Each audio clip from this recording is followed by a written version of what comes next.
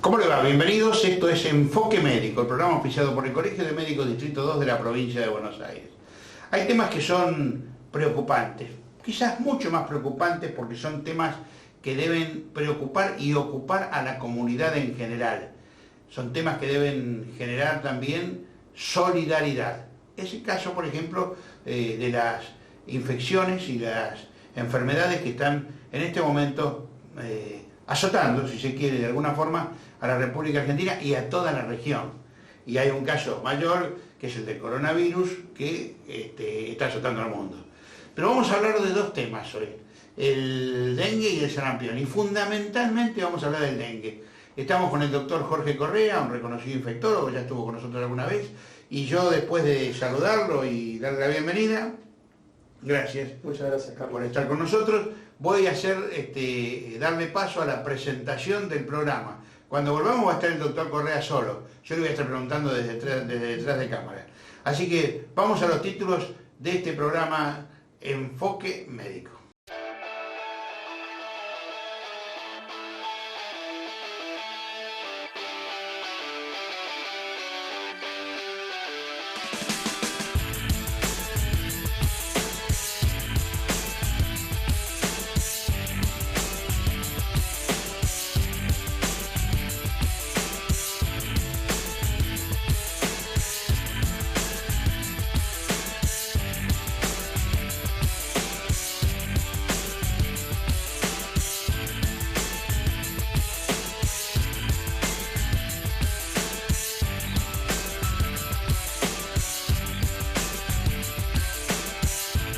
Doctor Correa, bueno, la presentación está hecha.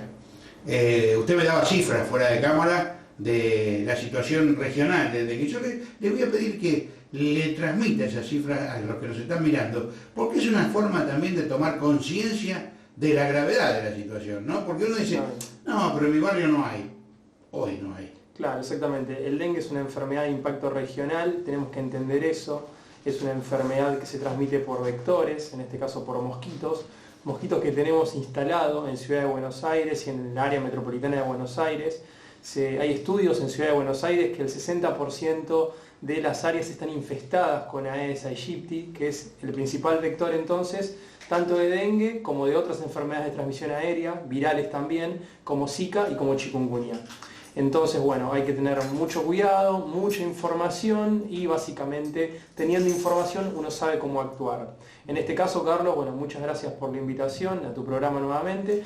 Bueno, básicamente la situación regional en dengue, particularmente desde el año pasado, 2019, a partir de la semana 31, se detectaron alrededor de 2 millones de casos, generalmente y la mayoría en Brasil, en lo que es la zona obviamente tropical de Brasil, pero extendido a todo el territorio de Brasil, en Bolivia y en Paraguay. En este caso tenemos alrededor de 2 millones de afectados entre el año 2019 y principios de este año en Brasil, alrededor de 16 en Bolivia y alrededor de 11.000 en lo que es la zona de Paraguay. Nosotros actualmente desde el año 2019, desde la semana 31, tenemos reportados alrededor de 3.200 casos, con lo que es este año en particular, 20 de los casos son en Ciudad de Buenos Aires y de transmisión autóctona. Hablamos de transmisión autóctona cuando no están vinculados con viajes, y esto es muy importante recalcarlo porque ya tenemos transmisión de dengue en lo que es área metropolitana, es decir, Ciudad de Buenos Aires y lo que es el primer y segundo cordón de lo que es provincia de Buenos Aires. Por eso es muy importante las tareas, no solamente por parte de lo que es forma parte del Estado, de lo que es la parte de fumigación, sino que también la sociedad tiene que colaborar. ¿Cómo colaborar? A través de lo que es la descacharrización, el manejo de lo que son los estanques de agua y particularmente lo que es el tema de terrenos baldíos, no tener agua estancada, porque recordemos que el mosquito, que es Aedes aegypti, la particularidad que tiene es que existe tanto en forma de larva, de pupa, en este caso, y de huevo en estadios acuáticos o en estadios obviamente de mosquito cuando en este caso produce la picadura. Ahora, doctor, uno dice, el agua del perro, por ejemplo, yo lo tengo limpio, ¿por qué me dice que tengo que cambiarla todos los días? Exactamente, sí se tiene que cambiar en un curso por lo menos cada 2 a 3 días, obviamente esto se recomienda para lo que es el agua estancada, de los aires acondicionados, no tener recipientes que acumulen agua como la base de las macetas. bien, o por ejemplo en los jardines, tratar de no tener agua estancada. Justamente ¿para qué? Para que esta fase, digamos, de lo que es el Aedes aegypti, que existe el huevo, como dije anteriormente, la pupa y la larva, que son estadios acuáticos, los cuales van a criarse en estos estadios, en estos lugares, y a partir de ahí se van a generar mosquitos. Entonces, bueno, nosotros tenemos que tener muy en cuenta eso, de que, bueno, aparte de la actividad, digamos, del uso, digamos, de fumigación, que esto está a cargo del Estado, sí hay que acabar, digamos, con los reservorios. Estos reservorios, entonces, son las aguas estancadas. Bien, y alguien exagerando, creo yo, quizás, o no, me decía que hasta una tapita de gaseosa dada vuelta que junta agua puede servir para que el mosquito se reproduzca. Exactamente, cualquier recipiente, recordemos que los huevos, ¿sí?, en este caso son muy pequeños y se acumulan generalmente en lo que son los bordes de estos lugares y eclosionan, digamos, y se convierten en pupa y luego en larva, directamente con las inundaciones o con cualquier tipo de contacto con otra agua, con precipitaciones también. Recordemos que, bueno, que teniendo temperaturas medias, en este caso constantes, como tenemos nosotros en área metropolitana de Buenos Aires, sí, alrededor de entre 20 y 25 grados, por lo menos por un periodo, se podría decir, en la cual se fomente el criadero del mosquito, que por lo menos dura entre 10 y 15 días. Bueno, nosotros ahí, en este caso, podemos llegar a tener en transmisión de dengue autóctono porque el mosquito lo tenemos. Bien, ¿sabes que cuando yo era chico, por lo menos decían, ahora viene el invierno y mata todo? Pero Argentina y el clima en general del área sur está tendiendo a ser más subtropical. Con lo cual los fríos de antes ya no existen, sí. Por lo tanto es más lejana esa idea de que los mata, ¿no? Exactamente, tenemos temperaturas medias más prolongadas, ¿sí? Inviernos y veranos en este caso, bueno, inviernos más cortos y veranos quizás un poco más largos, y la particularidad es que estos huevos pueden resistir al frío, entonces no hace falta tampoco una temporada invernal para poder eliminarlos. Como resisten al frío, ¿sí?, en este caso pueden acumularse durante todo el invierno y en el verano o con alguna lluvia, ¿sí?, precipitar nuevamente. Entonces, desgraciadamente vamos a tener que ocuparnos tanto en invierno como en verano. Bien, ¿la gente qué tiene que hacer además de cuidar el tema del agua, estancada y demás? ¿Esto se puede transmitir, por ejemplo, si uno toma mate y le da mate a otra persona y uno tiene dengue y no se da cuenta? No, particularmente para dengue la única transmisión que está demostrada es la picadura de insectos y principalmente, o el único vector, podríamos decir, es Aedes aegypti, que es un mosquito que lo vamos a reconocer porque tiene un vuelo plano, generalmente pica de día, tiene hábitos diurnos, se dice, principalmente a la mañana y a la noche, por eso son momentos en los cuales uno debería cuidarse más, con ropa clara y obviamente con mangas y con pantalones largos. Eso por un lado. Y luego, paralelamente, lo que se fomenta o lo que se recomienda en este caso es que, obviamente, a partir de lo que son las aguas estancadas, no mantenerlas y particularmente, bueno, el uso de repelente, que nosotros obviamente también desde la sociedad informamos o recomendamos el uso de repelentes. Bueno, ¿y cuál es el síntoma o los síntomas del dengue? Porque la gente dice, tengo una gripe, y por ahí no se da cuenta y tienen dengue, ¿no? Claro, exactamente. Bueno, es muy difícil diferenciar un cuadro febril entre distintas enfermedades virales, pero sí lo podemos diferenciar con dengue y de gripe, por ejemplo, porque no tiene compromiso de la vía respiratoria alta. Bien, todos estos cuadros respiratorios, bueno, gripe, lo que es coronavirus ahora, que los pacientes con dengue generalmente se presentan con un cuadro febril sin compromiso de la vía aérea, es decir, no tienen catarro los pacientes y tienen un compromiso del estado general muy importante, con mucho dolor de cabeza, mucho dolor detrás de los ojos, esto llamamos dolor retroocular, bien, y después un dolor generalizado, mialgias intensas generalizadas, muchos dolores musculares, artralgias también y mucho desgano. Entonces los pacientes se sienten... ¿Artralgias qué es? Artralgias son dolores articulares que generalmente comprometen muchas articulaciones. Lo que hay que recomendar acá para la sociedad es que rápidamente concurran al médico, digamos, al sistema de salud, para descartar que no tengan dengue. Bien. Una vez que se descarta la posibilidad, bueno, obviamente no hay ningún problema, pero si tienen dengue, tienen que hacer algo que se llama, obviamente, contacto con el sistema de salud muy reiterado, es decir, tienen que hacer controles reiterados, pero particularmente tienen que hacer algo que se llama aislamiento entomológico. Bien, ¿qué es el aislamiento entomológico? Es cuando los pacientes, en este caso, no deben salir de su casa, en lo posible usar mosquiteros para que obviamente no tomen contacto, en este caso, con mosquitos que puedan llegar a picarlo y que puedan transmitir a otros pacientes, ¿sí? Susceptibles obviamente porque no están enfermos, y el uso de repelentes, obviamente, y si se puede también aire acondicionado o ventilador, lo que hace obviamente que circule aire y que haya menos chance de que piquen los mosquitos. Bien, los porcentajes de mortalidad del coronavirus marcan que un altísimo porcentaje de gente añosa o con enfermedades prevalentes. Exactamente. Nosotros hemos conocido hace poco que hubo muertes por dengue. Sí. ¿También tienen las mismas características o puede afectar a cualquiera? No, bueno, en dengue también está muy estudiado esto y todos los pacientes que tienen comorbilidades, hablamos de comorbilidades cuando por ejemplo tienen alguna enfermedad predispuesta o que, bueno, que tienen anteriormente, como enfermedades renales, enfermedades cardíacas, pacientes con neumonías, con EPOC, bien, con una enfermedad pulmonar obstructiva crónica, o pacientes con alteraciones sanguíneas, bien, o mayores de 70 años, bien, o menores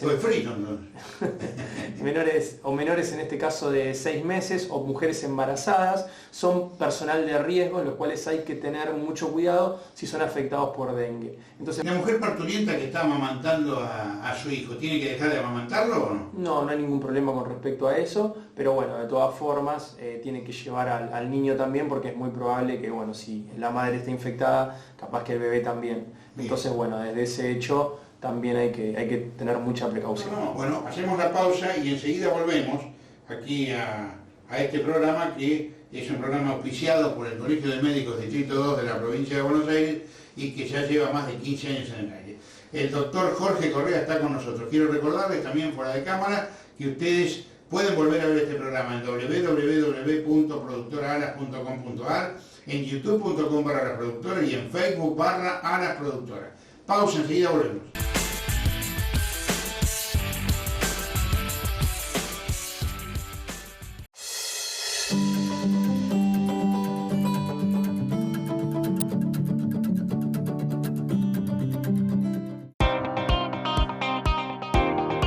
Mesina Hermanos, una empresa con trayectoria de 70 años en el mercado, abarcando diferentes rubros de limpieza institucional, profesional, líneas de bazar, riego y lo que necesites para ofrecer en tu local. Visítanos en nuestro showroom, donde vas a encontrar todos los productos exhibidos y la mejor asesoría. Llegamos a todo el país con el mejor servicio de asesoramiento, venta y postventa del mercado. Conocenos, ingresá en www.sina.com.ar, donde podrás ver todos los productos que trabajamos. Solicita tu lista de precios y date de alta como cliente para acceder a beneficios exclusivos. Los papeles higiénicos y rollos de cocina Family están realizados con papel reciclado, porque queremos lo mejor y queremos a nuestro planeta. ¿Qué estás esperando para sumarte? Papeles higiénicos y rollos de cocina Family. ¡Anímate a probarlos!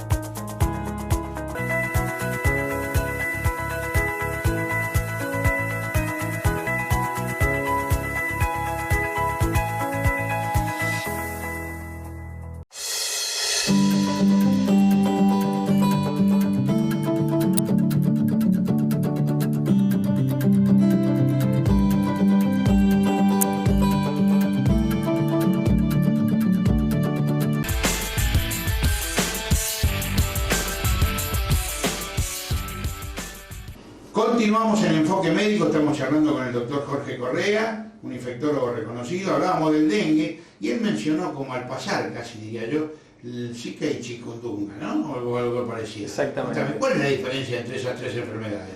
No, bueno, dentro de lo que es la enfermedad en sí se parecen mucho, tienen transmisión aérea también, tanto Zika como chikungunya.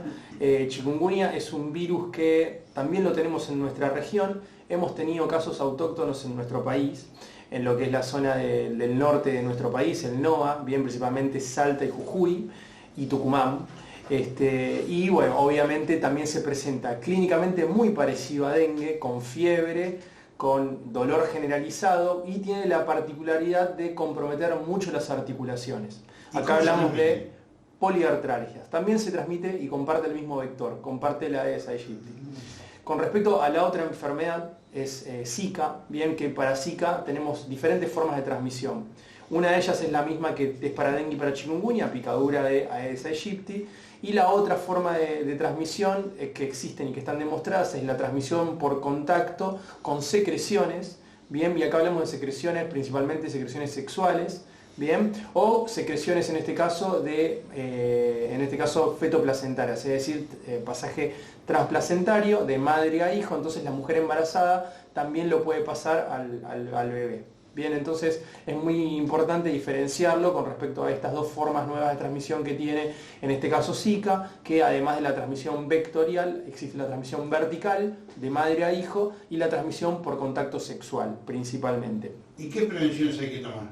La prevención generalmente es la misma, ¿sí? Contacto, en este caso, bueno, eliminar los criaderos de mosquitos, y cuando uno viaja, generalmente, bueno, todavía no tenemos, y por suerte, no tenemos transmisión ni de chikungunya, ni de Zika en Ciudad de Buenos Aires, pero bueno, acá se recomienda para todo aquel paciente que viaje a zona de transmisión. Hoy zona de transmisión para Zika, por ejemplo, tenemos Brasil o Centroamérica, Caribe, todo lo que es Colombia, todo lo que da contra los márgenes del Mar Caribe, y chikungunya también, tenemos todo lo que es Centroamérica. No hay vacuna contra eso, ¿no? No hay vacuna para ninguna de las tres, el tratamiento obviamente es muy parecido, sintomático, y hay que ver obviamente si es Zika una de las tres, bueno, por ejemplo, toda mujer embarazada, hoy nosotros en la Sociedad Argentina de Infectología recomendamos que no viajen a zonas de transmisión. ¿Por qué? Porque bueno, la chance de que tengan Zika es muy alta y la particularidad es que bueno, no solamente hace impacto sobre la mujer, sino sobre el futuro bebé. Bueno, y yo voy a parecer un moralista, pero también le recomendaría a muchos que viajan a países que puedan tener gente de transmisión, que no anden buscando aventuras sexuales en esos lugares, porque como decís, bueno, también, me parezco un estúpido diciendo esto, pero la realidad... No, para nada, lo que sí, obviamente uno, como buen infectólogo, tiene que recomendar también el uso de preservativo o métodos de barrera para, obviamente, que no tengan ninguna enfermedad de transmisión sexual, desde el HIV, sífilis, gonorrea, hasta en este caso Zika también. Bien, entonces, bueno, obviamente si uno viaja a zona de transmisión, hay que tener ese cuidado también. Bien, perfecto. Se conoció hace poco la existencia de muy pocos casos de antivirus en La Plata y en Berazategui. Dicen que ese no supera el promedio anual, pero sería bueno alertar a la población, exactamente, o informar a la población sobre qué características tiene eso, ¿no? Sí, bueno, hantavirus es una enfermedad que clínicamente se presenta de una forma muy parecida al inicio, porque se presenta con un cuadro de fiebre, pero rápidamente progresa hacia un compromiso pulmonar o cardiopulmonar.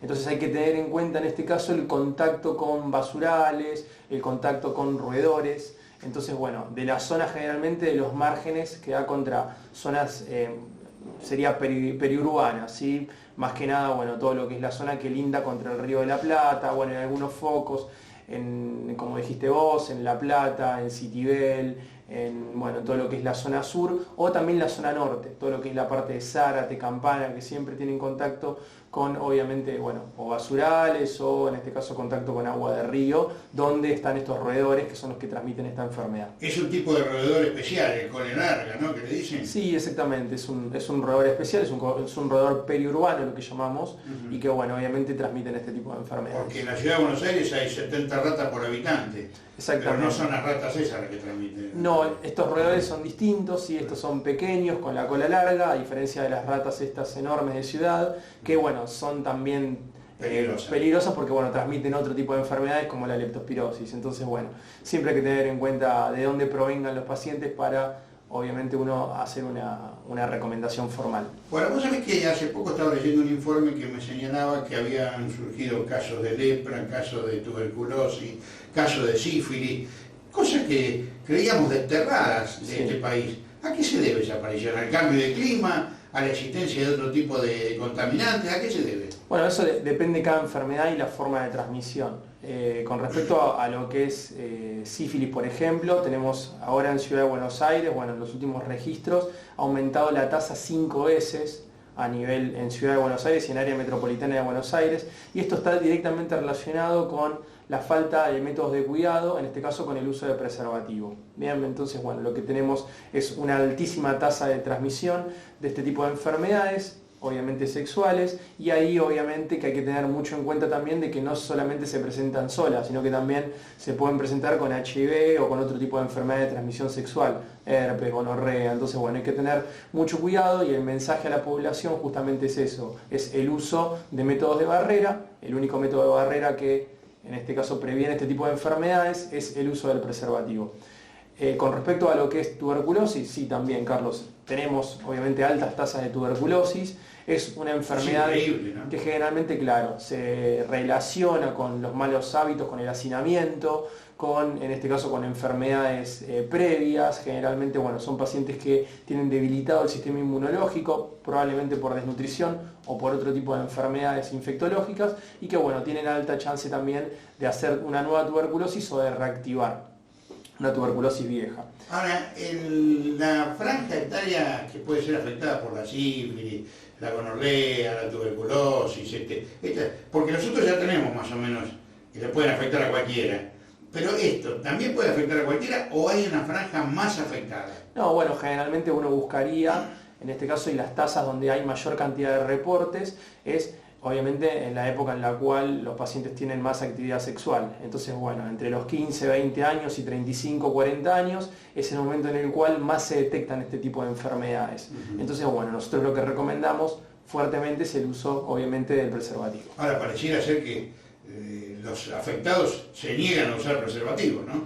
Y bueno, es una conducta que tenemos que tomar, mucha educación sexual. Sí, es muy importante también establecer esto, porque, bueno, uno conociendo los riesgos tiene más posibilidades de cuidarse. Si uno no conoce los riesgos, no se cuida. Entonces, nosotros lo que recomendamos es eso, ¿sí? Información, ¿sí? No estar asustados, obviamente tener la mejor información para tener el mejor método de barrera o mejor método, en este caso, de prevención frente a cualquier tipo de enfermedad. Bueno, y estas enfermedades como la sífilis, la tuberculosis, la lepra, ¿cómo se manifiestan? Bueno, generalmente, bueno, de acuerdo a la enfermedad, pero la tuberculosis... Vamos para una por una.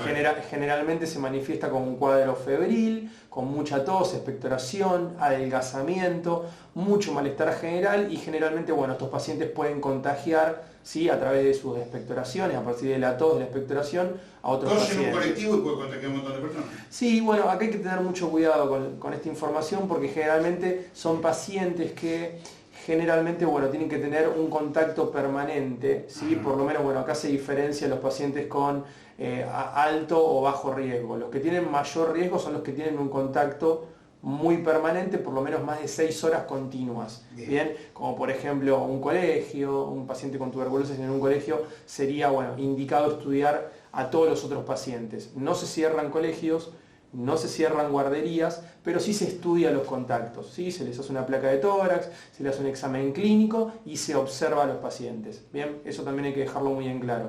Ninguna enfermedad generalmente hoy, sí, excepto, bueno, raras excepciones, cierran colegios o cierran, en este caso, jardines de infantes. O cuando vos ibas a empezar la escuela tenías que necesariamente llevar el certificado de vacunación, ¿no? Claro, exactamente. Bueno, esos controles de salud periódicos que se tienen que hacer en la población. Con respecto a lo que es la reacción de Mantoux, bueno, generalmente frente a un contacto, frente a un paciente con tuberculosis, siempre se tiene que realizar, además de un control clínico. ¿Y la BCG se sigue aplicando? La BCG es solamente una dosis que se da antes de que tome contacto cualquier persona con la sociedad, antes de salir del centro sanitario, bien, se le da la BCG. Bueno, muy bien.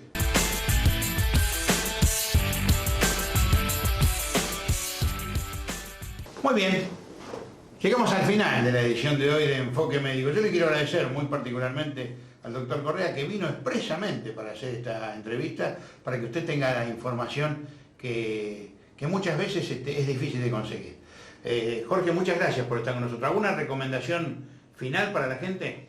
Bueno, no, estamos en época, digamos, de coronavirus, no hay transmisión local, no hay casos autóctonos actuales, lo único que se mantiene es la alerta epidemiológica, bien, y lo que hablamos de autorreporte, que es esto, bueno, cuando llega todo paciente que venga de una zona de transmisión. Hoy es China, principalmente lo que es el epicentro de la enfermedad, que es la ciudad de Wuhan, o particularmente lugares donde se ha encontrado transmisión, como por ejemplo el norte de Italia. Todos los aviones que vienen de Italia también, bueno, obviamente pasan por lo que es sanidad de fronteras.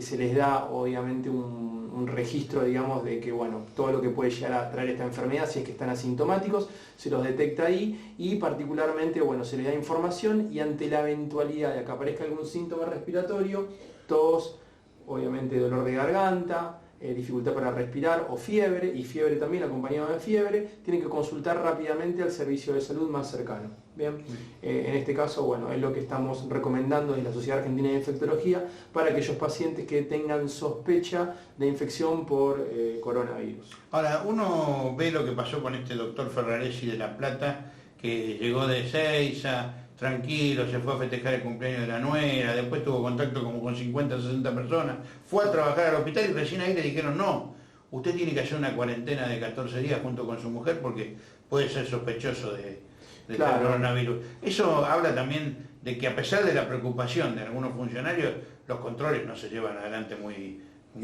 rígidamente, ¿no? Sí, en este caso en particular lo que pasó, Carlos, es que bueno, le hicieron la primera detección, fue negativa, el señor tenía que haber aguardado, el doctor tendría que haber aguardado 14 días, que es el periodo de incubación. Bueno, le van a hacer una nueva PCR, un nuevo estudio molecular, y a partir de ahí, bueno, se va a descartar o se va a confirmar la presencia, pero bueno, en ese periodo tendría que haber hecho un periodo, en este caso, de no contacto con tanta gente ante la eventualidad de la aparición de algún síntoma.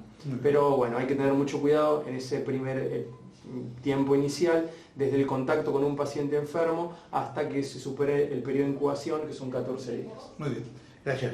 No, por favor. A usted también muchísimas gracias. Esto es Enfoque Médico, programa auspiciado por el Colegio de Médicos Distrito 2 de la provincia de Buenos Aires. Recuerde que usted puede volver a ver este programa en www.productoraalas.com.ar, en youtube.com/la productora, en Facebook/la productora, y un resumen de lo que aquí hablamos en el periódico En la Mira, que se distribuye gratuitamente por toda la zona sur del Gran Buenos Aires. Mi nombre es Carlos Siniscanchi y los espero la semana que viene. Hasta entonces.